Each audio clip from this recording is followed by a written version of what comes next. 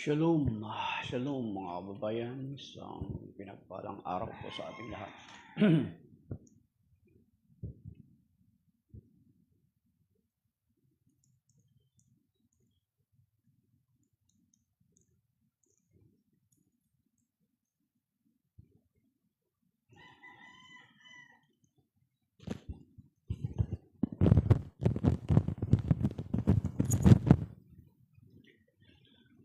Isang pinagpalang araw po sa ating lahat.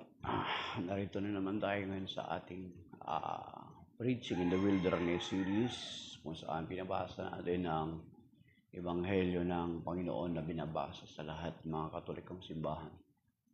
At binabati natin yung ating mga kaibigan na kapwa Katoliko na sumusuporta sa atin.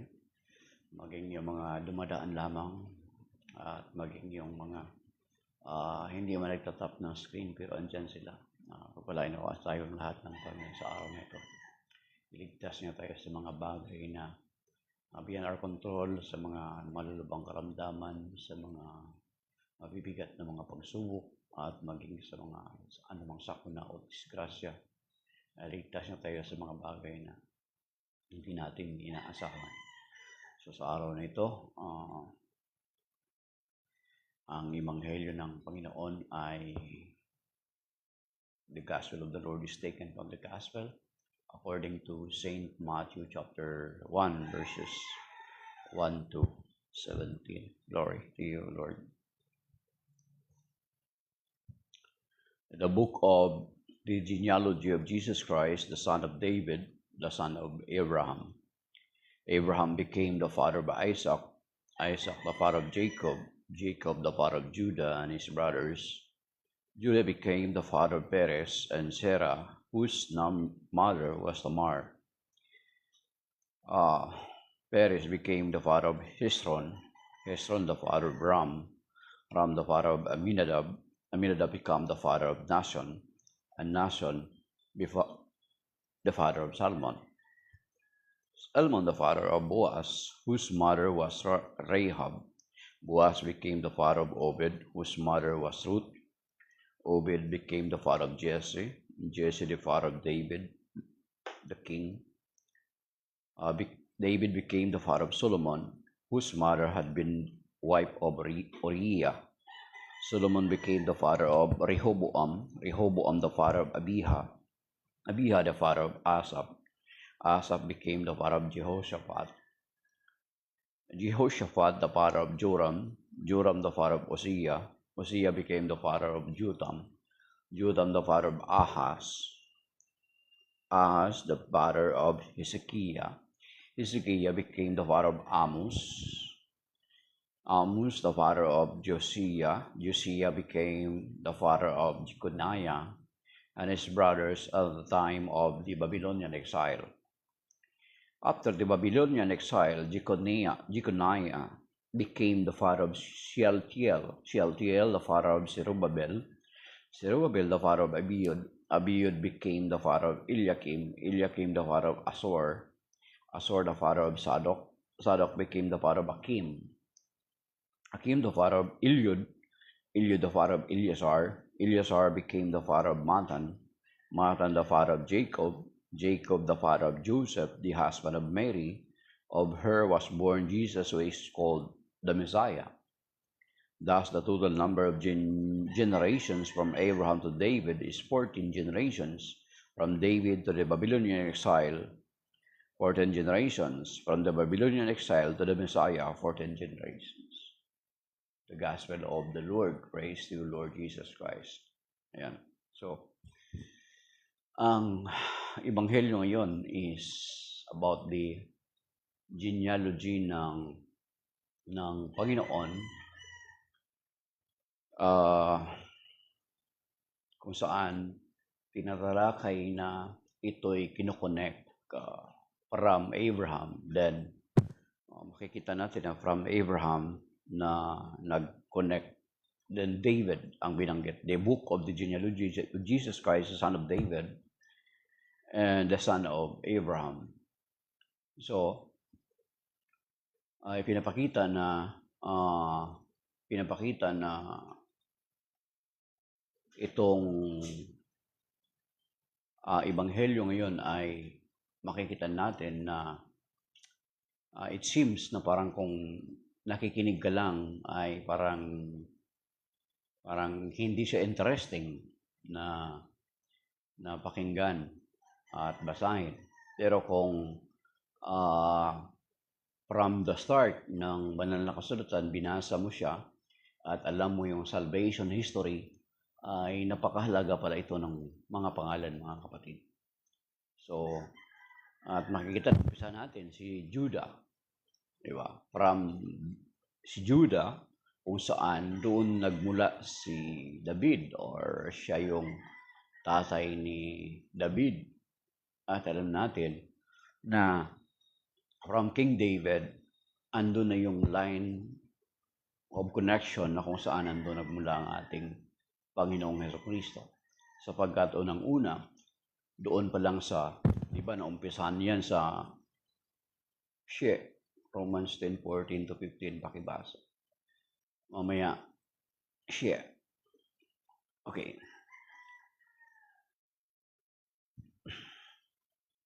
Yung patungkol sa pagsusugo. Si She, parang dinidiktahan tayo, maaring ito ay isang member ng Inc. 1914. Romans 10:14-15, pakibasa. That is about pagsusugo. Paano isusugo, paano mangangaral ang hindi isinusugo. Kami na mga Katoliko, at maaring ikaw ay Katoliko din, She, ay kami na mga Katoliko, nakikibahagi kami sa threefold mission ng Panginoon when we were baptized. At ang commissioning sa amin, na-commission kami when we were baptized, and we are partaking the threefold mission of the Lord Jesus Christ, yung pagiging pari, hari, at pagiging propeta. Sa pagiging propeta, this is what we are doing. We are sharing the word of the Lord. Okay? Pero hindi siya katulad ng differ theology na katulad ng ginagawa ng mga theologian namin na may mga exegesis, mga kailangan meron kang alam ng mga historical context, ganun. Okay. So sa inyo, since na protestante kayo, you are not connected with the church founded by the Lord Jesus Christ. Wala kayo niyan, hindi kayo kasama dyan sa Romans chapter 10 verses 14-15. Okay? Putol na yung authority niyo kasi wala na kayong connection sa simbahang itinatag ng Panginoon Kristo. And we know na ang itinatag ng Panginoon Kristo na simbahan is the Catholic Church because for the first 1,000 years, there is no other church that exists. Kahit tingnan mo at i-check mo yung simbahan mo. Kaya hindi mo makiklaim yung Romans chapter 10 verses 14-15. Kasi wala kayong connection. Okay? Hindi na. Alam ko na yung Romans 10:14-15 about sa pagsusugo. Paano isusugo? Paano mangangaral ang hindi sinusugo? Ikaw na lang magsulat, i-copy-paste mo. Okay, so yung mga kapatid, nakikita natin na from Genesis chapter 3 verse 15, di ba? Makikita natin na from Genesis chapter 3 verse 15, andun sa proto-evangelium na ang Panginoon after the fall of man, kung nagbabasa kayo ng Bible, kung nabasa niyo ang Biblia, hindi lang kayo binabasahan. Kailangan kayo yung nagbabasa ng Bible. Hindi lang kayo binabasahan. Kasi kapag binabasahan lang kayo, maaari kayong maligaw at maaari kayong nililigaw. Katulad nung alam kong sekta na itinatag ito sa Pilipinas. Okay? Katulad ditong si She. Okay? Maaaring member yan ng Inc. 1914. Wala kayong authority, She. Putol kayo. Wala kayong connection sa mga alagad. So, itong Genesis chapter 3, di ba? After the fall of man, ay nangako kaagad ang Panginoon about the coming Savior. Binanggit yung woman and the seed. Di ba? Okay? Binanggit doon. Kaya kung pagdating sa New Testament, makikita nyo laging binabanggit yung woman. Kung bakit tinatawag ng Panginoon Kristo yung kanyang nanay na woman. Of course, there are other theological meaning yung bakit tinawag siya na woman. Mataas na aspeto na pagrespeto yan noon sa kanilang kapanahunan. Okay?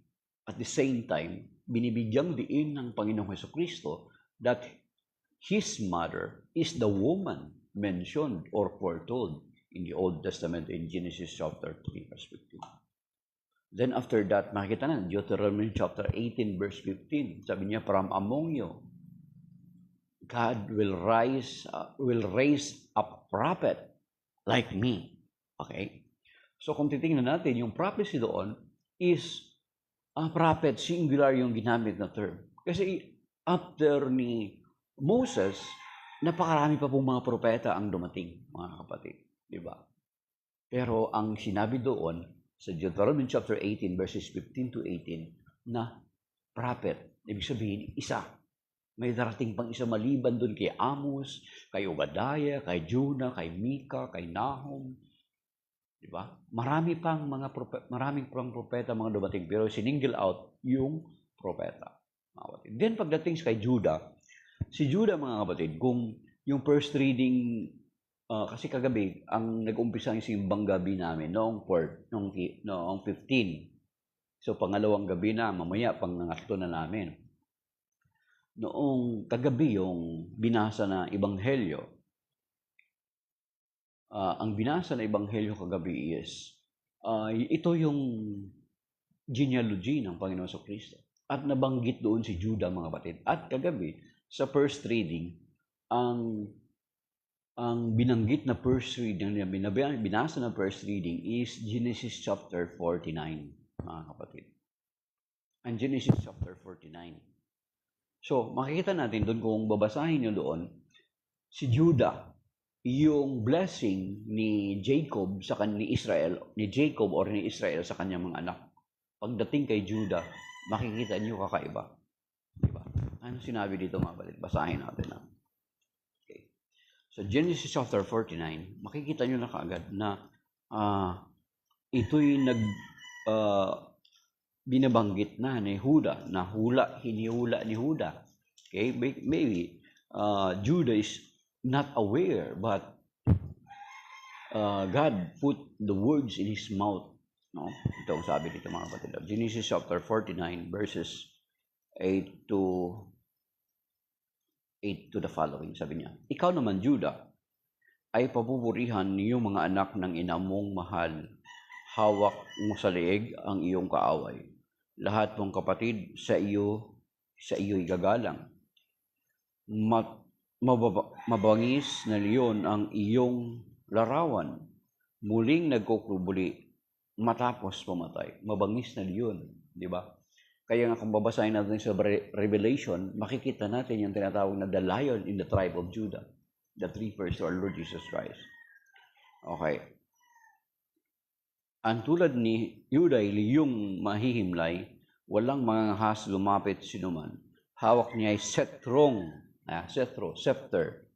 sa tuon sa paanan, sa gisag ng lakas at kapangyarihan. Ito'y tataglayin ng tunay na haring dito magtatangan. You see? Okay? Ito'y tataglayin ng haring. Okay, sabi niya. Ito'y tataglayin hanggang sa dumatal ang tunay na haring dito magtatangan. So, he talks about the scepter na, and then, sabi niya, ito'y tataglayin hanggang sa dumatal ang tunay na haring. Dito'y tatangan. Okay? Okay. So, you see, mga kapatid, hanggang sa dumating ang tunay na haring dito'y magtatangan. So, kita natin na ang tunay na haring ito ay ang ating Panginoong Jesucristo. He is the King of Kings and the Lord of Lords. Sa Revelation chapter 17, di ba? Okay. Pati nga atong verse 11, pati yung asno, yung yaong batang asno ay dooy natatali sa puno ng ubas na tanging pinili. So, pati ang batang asno ay nabanggit na rin. Alam natin itong batang asno ay nabanggit din ito ni Zacarias, chapter 9, verse 9. Sabi ni Zacarias, ni Propeta Zacarias, sabi niya, tingnan mo Jerusalem, dumarating ang hari mong mapagpakumbaba na nakasakay sa isang desirong asno. Connection, di ba? So dito, makikita natin yung mga pangalan. At makikita natin na may ilang babae dito ang binanggit. Si Tamar, si Bathsheba. Yung si Tamar, yun yung, kung malaalala nyo, si Tamar ay manugang ni Huda. At makikita natin na manugang ni Huda, ngayon, naghihintay si Tamar na ma-raise yung kanyang, kasi namatay yung anak ni Huda sa kay Tamar. So, ang ginawa ni Tamar, para magkaroon siya ng anak, tinrik niya si Huda. Nagkunwari siya na bayarang babae sa market. And then, walang pambayad si Huda, kinuwan yung singsing bilang sangla at saka yung tungkod. Nung nalaman na buntis si Tamar, galit na galit si Huda. Pero nung plano na siyang babatuhin, ipinakita ni Tamar yung tungkod at yung singsing. So, inamin ni Huda ang kanyang pagkakasala. So, hindi namatay si Tamar. So, doon, kasama siya din si Jesse, diba? Si Jesse, si Obed, diba? Si Boaz, ang napangasawa ni Ruth. Diba? Si Ruth ay Moabita, diba? And then si Bathsheba, na kung saan ay pinapatay ni Haring David, si Urias. And nagkaroon siya ng anak na si Solomon. At makikita natin na si Solomon, kung titingnan natin sa 2 Samuel chapter 7 verses 12 to 13, mga kapatid, makikita natin dito na kung babasahin natin, it seems ang prophecy dito, parang si Solomon yung binabanggit. Okay? Tingnan natin mga kapatid. Kaya napakahalaga nung genealogy ng Panginoon. Parang it seems not interesting kapag wala kang alam patungkol sa kanilang kultura. Okay, sabi dito sa 2 Samuel, mga kapatid. 2 Samuel 7, 12 to 13. Okay, sabi dito. Si Nathan ito, at saka si Haring David. Sinabihan si Haring David ni Propeta Nathan.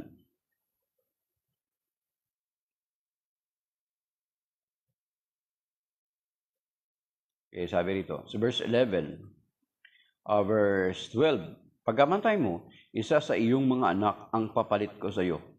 Patatagin ko ang kanyang kaharian. Okay?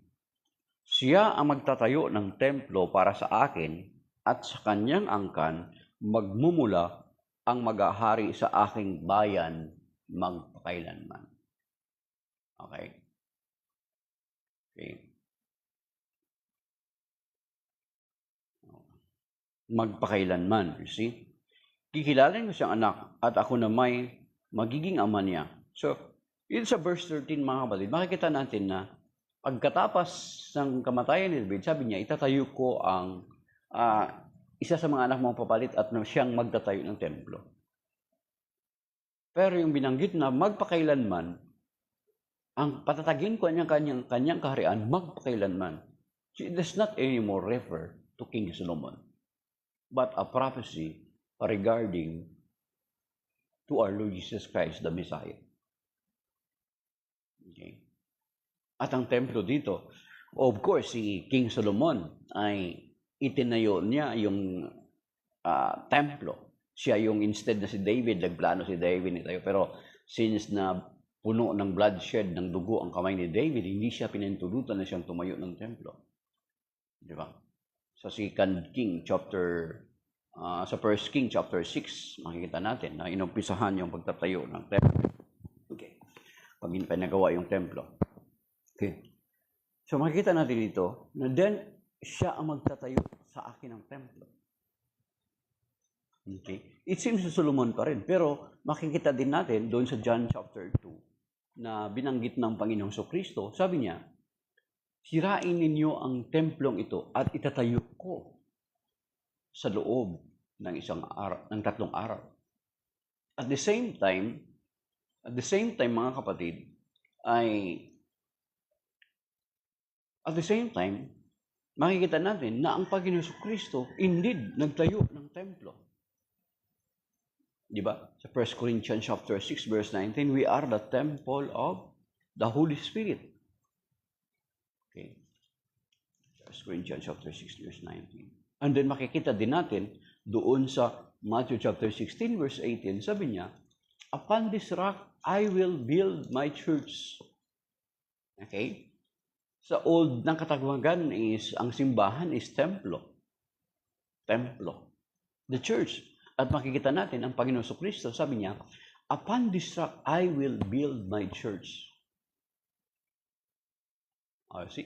Ibig sabihin, yung 2 Samuel 7:13, ang nakatupad ng propesya na yun, hindi si Solomon, kundi ang Panginoong Kristo. It seems si Solomon, kung babasahin mo na parang hindi mo naintindihan, hindi mo iniintindi. Parang si Solomon ang tinutukoy doon.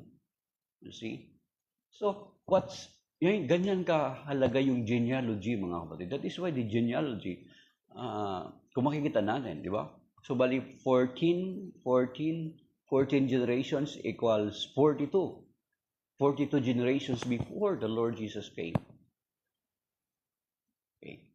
At bakit may mga hindi mga banal na mga tao nga doon? Isa lang ang nakikita ko, mga kapatid. The Lord redeems His ancestry. Ano ba? The Lord redeems His ancestry. Andun yung redemption nung dumating siya. Kaya nga isang beses, ito ang halimbawa, mga kapatid. Isang beses yung kasamahan ko sa trabaho is nakapag-asawa, hindi ko lang alam kung kasal sila ng babae. Member ng Jehovah's Witnesses, at nakikita niya na yung anak niya napapabuti kasi nagiging mabait. Nagiging mabait yung anak niya. At sabi niya, gusto niya yung anak niya na ganun, mabait. Sabi niya sa akin, ang sabi ko sa kanya, parang gusto niya na rin yung anak niya doon lang sa Jehovah's Witnesses. Pero siya, Katoliko siya, pero siguro dahilan doon yung asawa niya is Jehovah's Witnesses. Of course, hindi niya na pinapractice ang kanyang pagiging Katoliko. Hindi na siya nagsasabuhay ng pagiging Katoliko niya. Baka hindi na siya nagsisimba. Ang sabi ko sa kanya, ganito. Nirelate ko dito sa genealogy ng ating Panginoon Kristo. Ang sabi ko sa kanya, halimbawa ang iyong pamilya, may mga basagulero, may mamamatay tao, lahat ng kasamaan nandun, mga lasinggero, whatsoever, mga adik, mga magnanakaw. Because dahilan ba sa ganon ay papalitan mo ang iyong apelyido para maligtas ka sa kahihiyan? Para maligtas ka sa kahihiyan? Or mananatili ka na ganon yung identity mo, ganon yung apelyido mo, para ipakita mo sa ibang mga tao that there is still a good person in your family, in that name. Hindi na siya nakasagot sa akin, mga kapatid. So the same with us, the same with genealogy ng Panginoon Kristo, makikita natin hindi perfect. Yet, the Lord came in His ancestry to redeem His ancestry, the name of His ancestry. Di ba?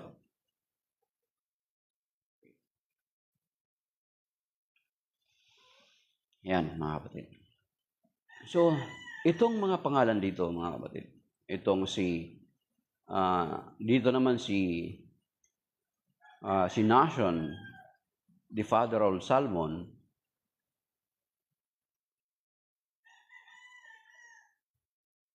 okay. Then dito, pagkatapos kay whose mother was Rahab, Boaz became the father of Obed, whose mother was Ruth. Okay? So, alam naman natin si Ruth is Moabita. Pero siya yung kung babasahin yung aklat ni Ruth, Moabita siya nang mamatay yung anak ni Naomi na dalawa. Yung isang manugang ni Naomi na si Orpa at saka itong si Ruth. Pinabalik niya na yung kanya mga manugang sa kanilang bayan. Sabi niya, umalis na kayo, babalik na ako sa Israel. Sabi niya.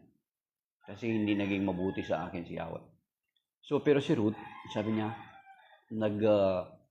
nakita niya kay Naomi yung pagiging mabuting nanay at tapat.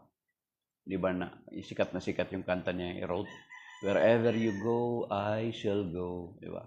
Wherever you live, so shall I live. Your people will be my people, and your God will be my God too. Yan, si Ruth. You see? Okay. So, ganun mga kapatid. At the same time, kung makikita niyo yung kultura ng mga Hudyo, they are not allowed, that is why they are not allowed to marry sa ibang lahi. Kaya nga, itong Samaritano, kung alam niyo yung background ng Samaria, sa northern part ng Israel yan eh. Nung nagkaroon ng Babylonian captivity, yung mga naiwan dyan, nakapag-asawa ng hindi purong Hudyo. That is why hindi ang mga Israelita, mga Hudyo ay hindi nakikitungong mabuti sa mga Samaritano. Di ba?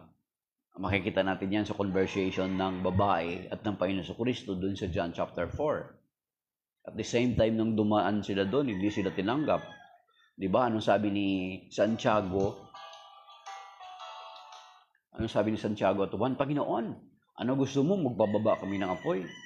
Yung Boanerges, yung anak ng kulog.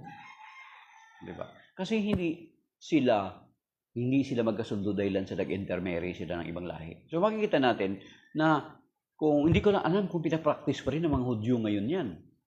Kasi sinabihan sila huwag mag-asawa ng ibang lahi. Most possibly, ito, opinion ko to.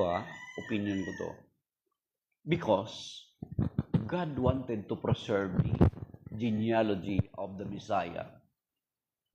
Kaya hindi sila pinag-aasawa sa ibang lahi. So that their ancestry, the genealogy of the Messiah can be traced. Hindi ko lang alam kung until now, pinapractice ng mga Hudyo na hindi sila nag-aasawa ng ibang lahi. Most possibly not anymore. So, ibig sabihin, sapagkat natupad na yung pagdating ng Mesias, he will be coming from the genealogy of David. Di ba? Kung nagbabasa tayo sa Old Testament, sa Jeremiah, may makikita din tayo doon. Then yun nga, yung sa 2 Samuel 7:13. So, ibig sabihin, kung pinapractice pa rin ng mga Hudyo ngayon na hindi sila nag-aasawa sa ibang lahi, I don't think so. So, ginawa pala yun ng Panginoon, inutos pala yun ng Panginoon para matrace talaga kung totoo na legit na ang Mesias will be coming from the line of or the tribe of Judah. See? So, yan. Ipinapakita lamang na at the same time, ang genealogy, mga kapatid, try to imagine sa atin ngayon, may nakapagpa-preserve ba ng natin, family tree? Wala na, di ba? Yung mga kamag-anakan natin, yung mga third degree relatives natin, okay kung sa probinsya, close yung pamilya natin, yung kamag-anakan natin, pagdating sa third degree, lalo na dito sa Luzon, parang ang hirap na, hindi mo na alam, pamangkin mo pala yun. Yeah. Parang hindi na masyado natin masyado binibigyan ng halaga yung family tree natin.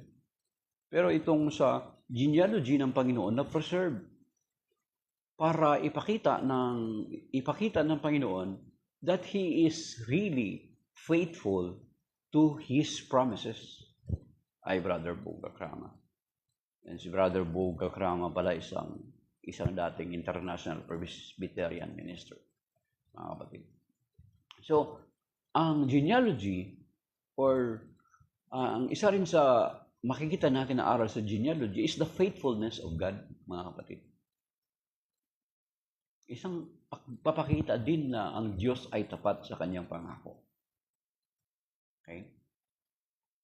Kaya nga, na-compose yung Brother Bo yung dakilang katapatan. Sadyang kay buti ng ating Panginoon, nagtatapat sa habang panahon. So, ang Diyos ay sadyang tapat sa kanyang mga pangako. Kasi, di ba, from umpisa, Genesis chapter 3, verse 15. Then, inulit dun sa Deuteronomy chapter 18, verse 15 to 18. Then, pagdating kay Judah, nung binasbasan niya yung kanyang anak, very mo, aware kaya si Judah na what he is talking about is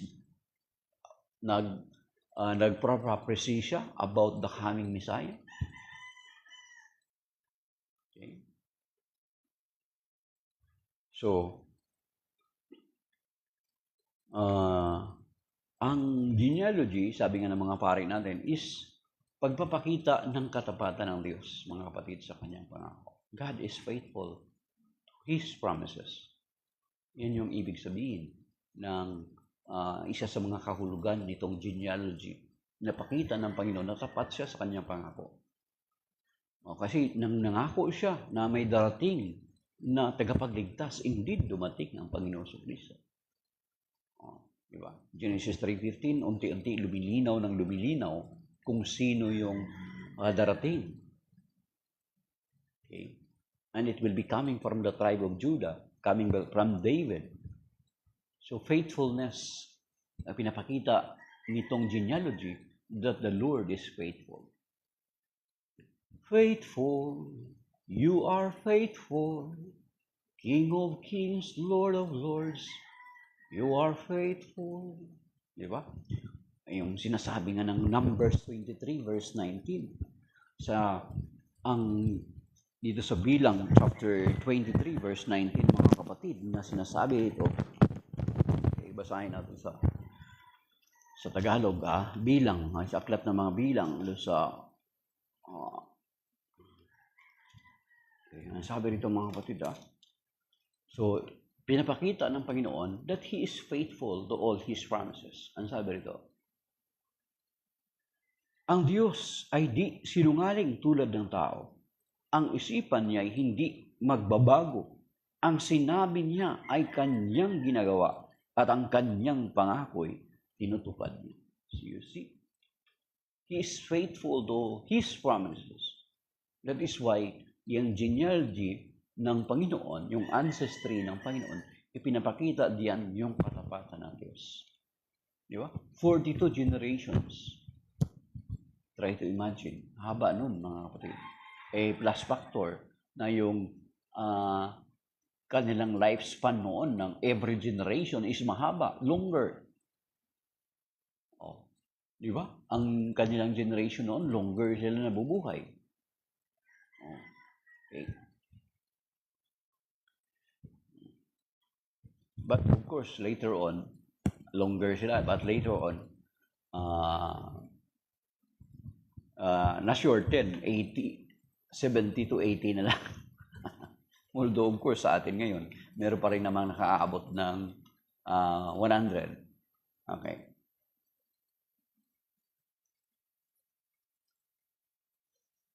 Okay. So,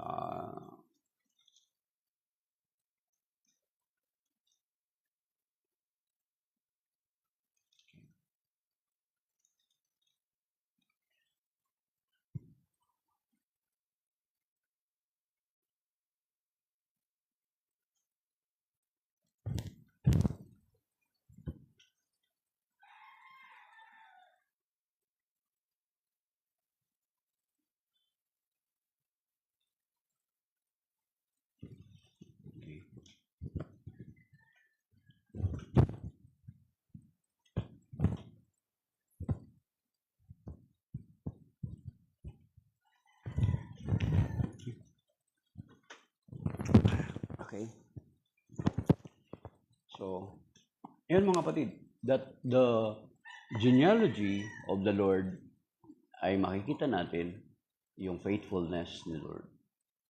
Kapag mangako siya, bagamat it seems na parang tumatagal, yet alam natin na tutuparin at tutuparin ng Diyos ang kanyang pangako sapagkat hindi siya sisinungaling, katulad ng binasa natin sa Numbers 23 verse 9. At meron pa dito ulit mga kapatid sa Hebrew chapter 10 verse 23. Ito yung mga katangian ng Diyos na dapat nating panghawakan, especially sa mga, di ba, lalo na sa mga intercessors, sa mga prayer intercessors or mga prayer warriors, or maging tayo ng mga individual na mga mananampalataya.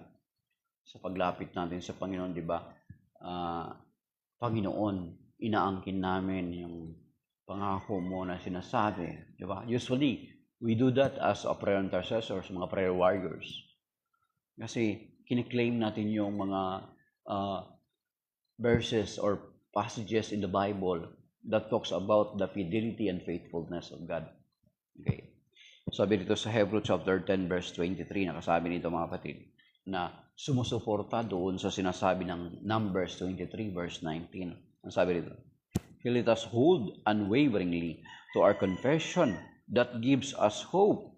Sabi dito, for he who made the promise is trustworthy. Mapagkakatiwalaan. Nung binanggit ng Panginoon na there will be time that the woman and the seed, diba? So, ang habang panahon yan, mga kapatid. From Old Testament, di ba? Ang haba ng kanilang paghihintay. Then, kung titingnan natin, di ba? Umpisa natin sa Genesis chapter 3 verse 15, then naulit sa Deuteronomy chapter 18 verses 15 to 18, then yun nga si Genesis chapter 49, nabanggit na naman. Then, yung 2 Samuel chapter 7 verse 13.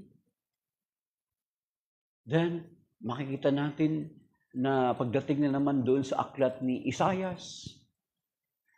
Then, pagdating sa aklat ni Jeremias, meron din about sa prophecy, lalo na sa Isaiah mga kapatid, kaya nga si Propeta Isaiah is considered as the Messianic prophet. Sapagkat sa kanya, mas malinaw yung propesya na sinasabi. Lalo na yung marinig natin yan ngayong simbang gabi. Yung Isaiah chapter 7 verse 14 at saka yung Isaiah chapter 9 verse 6. Di ba? Isaiah chapter 7 verse 14, manganak ng isang babae.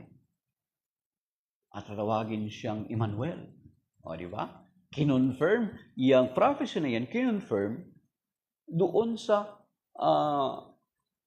kay Saint Joseph, Matthew chapter 1 verse 21 to 23, at saka yung Luke chapter 1 verses 26 to 38 during the Annunciation of Archangel Gabriel to the Blessed Virgin Mary. Diba? Tapos Isaiah chapter 9 verse 6, makikita natin, Emmanuel una yung binanggit, God with us. Bakit God with us? Kasi andun ipinaliwanag sa Matthew chapter 1 verse 21 to 23. Bakit God with us? Pinaliwanag ni San Juan. John chapter 1 verse 1 to 3 at saka verse 14. In the beginning was the Word, and the Word was with God, and the Word was God. He was with God in the beginning, and without Him, nothing is created. Then verse 14, and the Word became flesh and dwelt among us. At ang karugtong dun, we saw His glory. Nakita namin ang kanyang kaluwalhatian. Bakit nakita nila yung kaluwalhatian? Na-witness nila doon sa Matthew 17, nagkaroon ng transfiguration. Okay. So, lumilinaw pagdating sa mga susunod pang mga propeta, di ba? Doon ay yung Isaiah chapter 9 verse 6, mga kapatid, sa Isaiah chapter 9 verse 6 itong sabi. Okay? Di kanina, ano pa lang, Emmanuel doon sa Isaiah 7:14. Bakit Emmanuel? Kasi yun nga pinaliwanag ni St. John, naging kasama natin ang Diyos. Namumuhay sa piling natin. John chapter 1 verse 14. Pagdating dito sa Isaiah chapter 9 verse 6, mga kapatid, tingnan nyo. Okay? Sapagkat ipanganganak ang isang sanggol na lalaki at siya ang mamamahala sa atin. Okay? Siya ang kahangahangang tagapayo, ang makapangyarihang Diyos, walang hanggang Ama, ang prinsipe ng kapayapaan. So you see, kanina Emmanuel pa lang, samantala na nang dumating ang Panginoon Jesucristo, ang ipinangalan sa kanya ay Yeshua or Jesus. Pero, bakit binanggit na Emmanuel? Kasi kasama natin Diyos. Bakit kasama natin Diyos? Yun nga, pinaliwanag ni St. John, John chapter 1 sa kanyang prologue ng kanyang ebanghelyo. John chapter 1 verse 1 to 3 and then sa verse 14. At dito, balikan natin yung Isaiah 9:6. Sapagkat ipanganganak ang isang sanggol na lalaki at siya ang mamamahala sa atin, siya ang kahangahangang tagapayo, ang makapangyarihang Diyos, walang hanggang Ama, ang prinsipe ng kapayapaan. Seriously? Much clearer na ipinapakita. Kaya pala kasama natin ang Diyos sapagkat ang ipanganganak na ito ay Diyos. Diba? Philippians chapter 2 verse 5 to 8. Magpakababa kayo katulad ni Kristo na kahit siya ay Diyos, hindi nagpilit na manatiling kapantay ng Diyos, bagkus sinubad niya ang katangian ng pagka-Diyos at namuhay na katulad ng isang alipin. Oo, hanggang kamatayan sa krus. You see? Okay. Kaya nga, Isaiah. Then, pagdating kay Isaiah, kay Propeta Mikas naman, na prophecy din kung saan ipanganak ang Mesiyas na ito. At doon nga sa Bethlehem. Diba? Micah chapter 5, verse 1 and 2.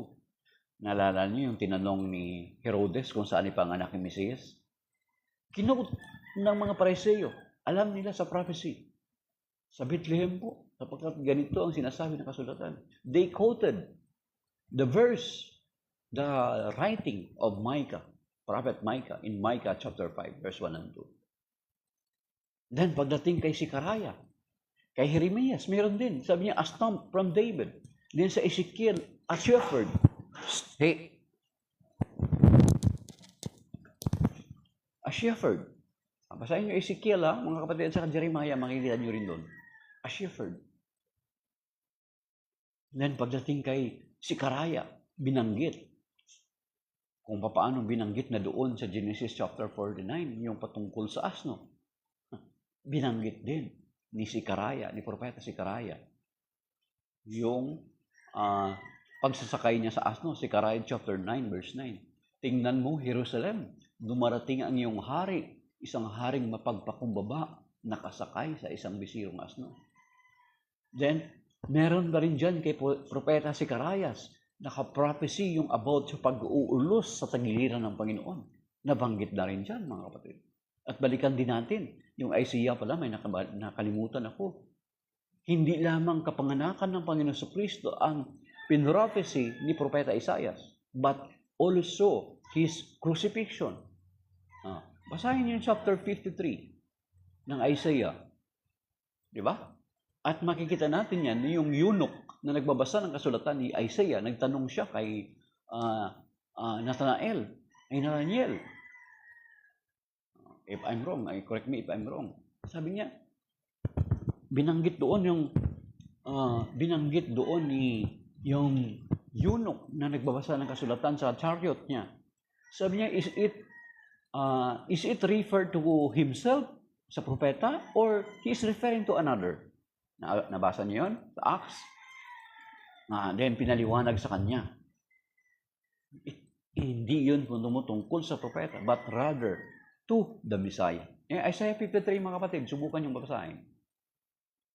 So, ibig sabihin, makikita natin, from the course of history, makikita natin unti-unti na lumiliwanag ang mga propesya patungkol sa pagdating ng Mesiyas, mga kapatid. At yun na nga, pagdating sa Annunciation, the fulfillment. Yan. Luke chapter 1, verses 26 to 38. And then, Matthew chapter 1, verses 21 to 23. Then, during the baptism of our Lord Jesus Christ and during the transfiguration, they heard a voice that says, "This is my beloved Son, in whom I am well pleased. Listen to Him." At naulit yan sa Matthew chapter 17 during the transfiguration, mga kapatid. Ibig sabihin, wala na supposed to be, wala nang dapat hintayin pa na Mesiyas. Of course, until now, hindi matanggap-tanggap marang the Jewish nation ay hindi nila matanggap ang pagiging Mesiyas ng Panginoong Jesucristo. Of course, we explained that already, bakit ganoon. Pero kung babasahin natin ang Romans chapter 11, makikita namin doon sa Romans chapter 11 na still this is a plan of the Lord. Di ba? Still this is a plan of the Lord. Kung babasahin natin, subukan nyo basahin yung Romans chapter 11. Ang kanilang pagmamatigas sa pagtanggap sa Mesiyas is just a temporary. Yan. Hinahamon ko kayo basahin niyo Romans 11. Nabasa ko na balik ng kapatid at tunay nga na gano'n. Okay? So maybe that is by now, mga kapatid, Shalom and the genealogy of the Lord Jesus Christ, pinapakita lamang that the Lord redeems His ancestry, and the genealogy of the Lord Jesus Christ is showing to us His faithfulness to His promises, for He is faithful, as we have mentioned in Numbers 23 verse 19, at saka Hebrews chapter 10 verse 23. That is why the faithfulness of the Lord when it comes to, halimbawa, di ba katulad ng mga bata, na habang nagpipray tayo, we are claiming the promises of the Lord. Katulad ng bata, di ba? Once na ang bata, nangako ka sa kanya na ibili mo siya ng laruan or bike, di ba? Panghawakan ng bata yung pangako mo. Di ba, Papa, sabi mo, bibilan mo ako ng bike. Kini-claim ng bata yung promise mo. At kasi alam ng bata, you are not disregarding or you are not dishonoring yourself by not fulfilling your promise. So that is why every time tayo na mga nananalangin ay mga intercessor, mga prayer warriors, we always claim the word of the Lord. Diba? Kini-claim natin, inaangkin natin. Diba? Halimbawa natin? Yung Jeremiah 29:11, ano yan? Talagang halos, pero sabihin natin, Lord, kung paano ipinangako mo yan sa iyong bayan, na ganito yung gagawin nila, I know, ito yung sinasabi mo roon, na pinangako mo sa iyong bayan, I know well the plans I have in mind for you. Plans to prosper you, a future full of hope for you. It is I, the Lord, who speak. Seek me with all your heart and will let you find me. Inaangkin ko rin, Panginoon, kung paanong ipinangako mo yan sa bayan mo. Inaangkin ko rin na nawa, gawin mo rin nawa ito sa akin. Ba? Tapos ito pa, mga kapatid, ito gusto ko rin angkinin sa prayers habang nag-intercede ka dito sa aklat ni Propeta Habakuk, mga kapatid. Gusto ko rin itong inaangkin, kiniklaim sa prayer. Okay? So because genealogy of the Lord talks about the faithfulness of the Lord. Sabi dito sa Habakuk chapter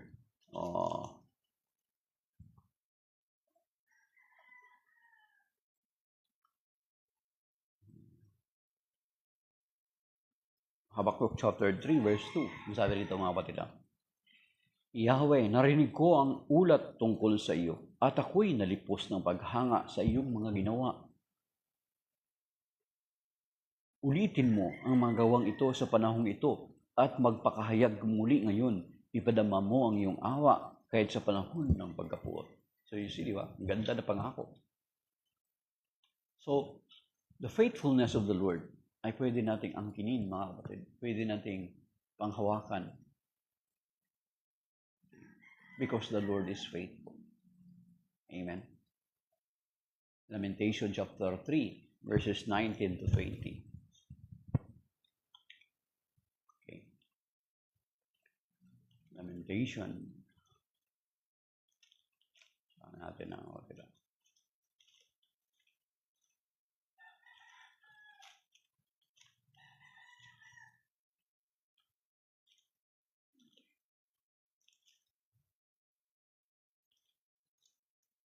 Sabi dito.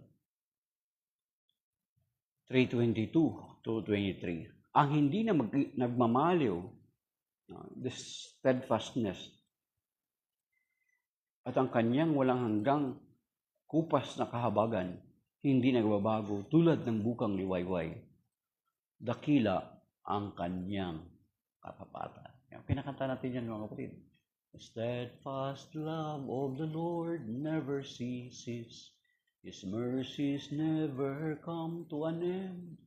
They are new every morning, new every morning.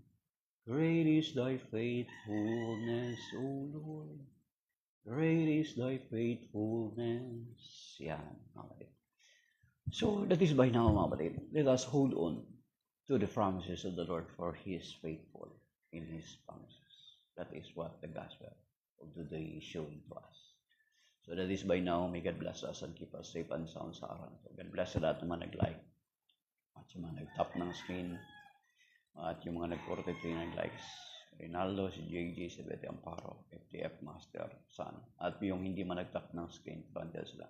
Yung mga comment kanina at mga dumaan sa atin, sa wall natin, mga kapatid.